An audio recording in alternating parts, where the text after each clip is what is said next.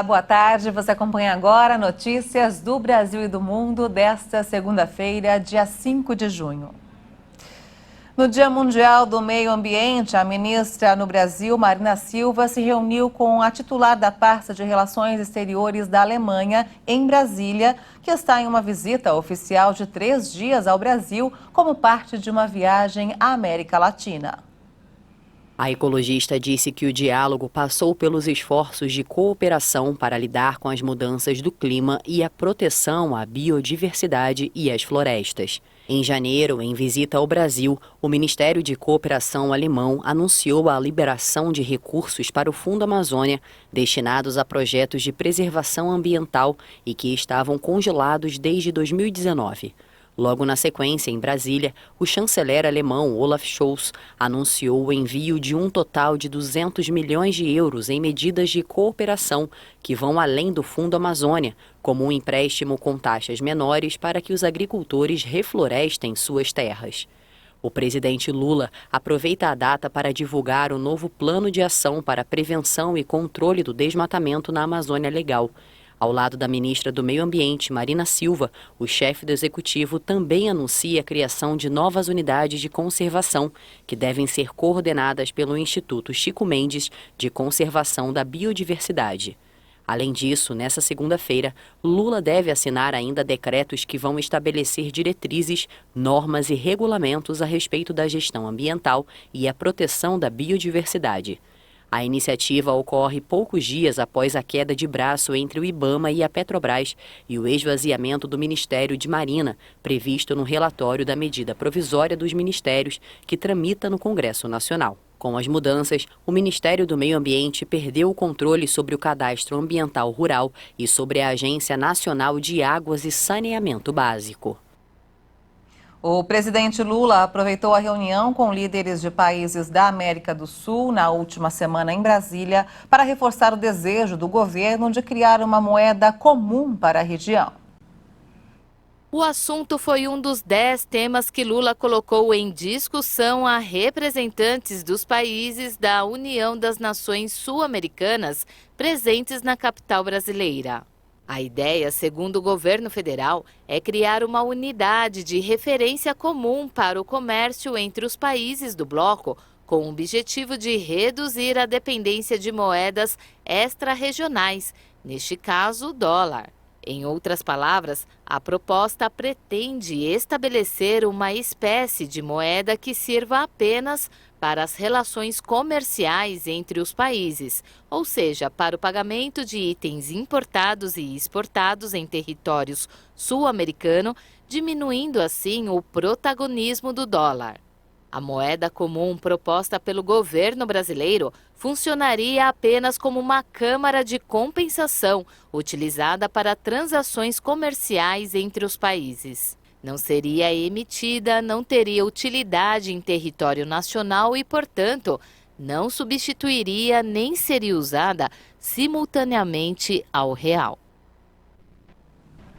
E olha só, os estudantes precisam ficar ligados. As inscrições para o Enem começam hoje. Os interessados em participar do Exame Nacional do Ensino Médio têm até o dia 16 de junho para fazer o cadastro na página do participante. A taxa de inscrição é de R$ 85,00 e deve ser paga até 21 de junho. Quem pediu e conseguiu a isenção de inscrição também deve se inscrever na internet. Como em outros anos, as provas aconteceram em 2 domingos seguidos, nos dias 5 e 12 de novembro. A novidade este ano é o cartão de resposta ampliado, com letras maiores para pessoas com deficiência visual.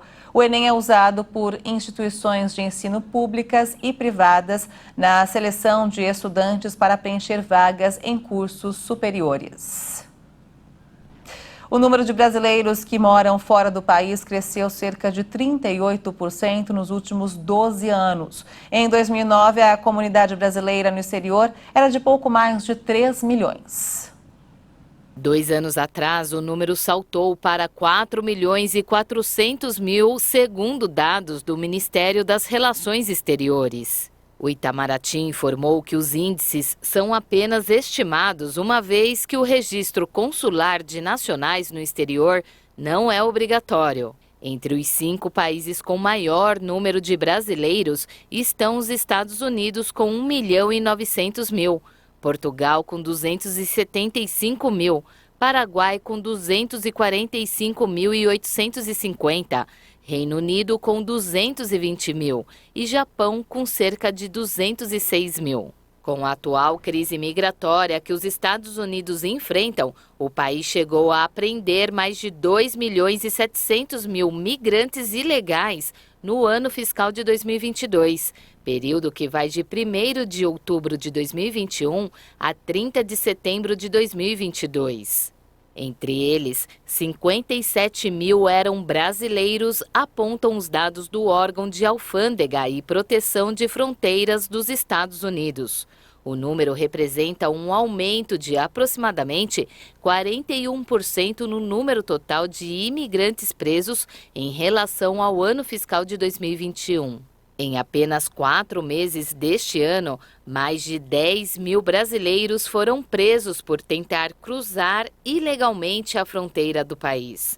No sul dos Estados Unidos, onde há o maior índice de imigrantes, o número de brasileiros detidos chega a quase 9.000. De acordo com especialistas, a quantidade de brasileiros que moram no exterior tem uma relação com o desempenho das taxas de desemprego e produto interno bruto no Brasil. Em 2020, por exemplo, o recuo da soma dos bens e serviços produzidos no país e um elevado índice de desocupação podem ter contribuído para o aumento de saídas do país e apontam ainda que fatores como a falta de oportunidades, qualificação e produção do Brasil faz com que as pessoas saiam em busca de novas chances. E nos destaques internacionais, vamos falar sobre o conflito no leste europeu. O Ministério da Defesa da Rússia garantiu hoje que repeliu uma ofensiva ucraniana na região de Donetsk. Kiev afirmou que executa ações ofensivas em alguns locais. De acordo com o Ministério Russo da Defesa, as ações ocorreram na manhã de domingo em 5 setores da frente de batalha. As operações causaram perdas significativas ao inimigo mediante ataques aéreos e fogo de artilharia nos assentamentos de Neshchuk, na República Popular de Donetsk, e Novodaroka, na região de Zaporíjia. A Ucrânia confirmou nesta segunda que executa ações ofensivas em alguns locais da frente de batalha e reivindicou avanços próximo à cidade devastada de Bakhmut, no leste, ainda que tenha minimizado a magnitude dos ataques que a Rússia afirmou ter repelido. Especialistas militares russos acreditam que as tropas ucranianas multiplicam os ataques para descobrir os pontos de falha nas linhas russas, antes de lançar a contraofensiva que é preparada há meses para recuperar os territórios ocupados no sul e no leste do país.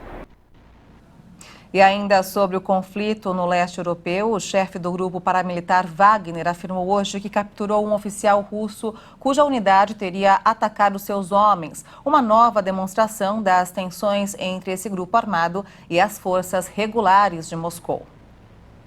Ele também revelou que capturou um oficial russo durante o enfrentamento com as forças regulares de Moscou.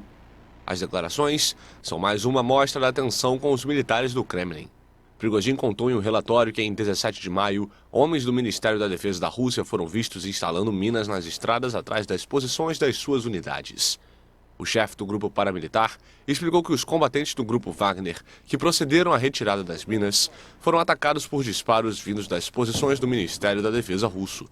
De acordo com Prigozhin, há uma investigação em curso e vários fatos não podem ser divulgados, mas existem provas com imagens do que ocorreu. Ele ainda admitiu que está em conflito aberto com o comando do Exército Regular Russo e divulgou o vídeo do interrogatório de um oficial russo que se apresenta como comandante da 72ª Brigada Motorizada. Na filmagem, o homem confessa que atacou as unidades Wagner e agiu em estado de embriaguez, guiado por uma animosidade pessoal. E essa edição fica por aqui. Você acompanha outras informações logo mais às 5 da tarde com Margarete Azevedo. Eu volto no Jornal das 18h30 ao lado de Juliana Dariva. Até lá.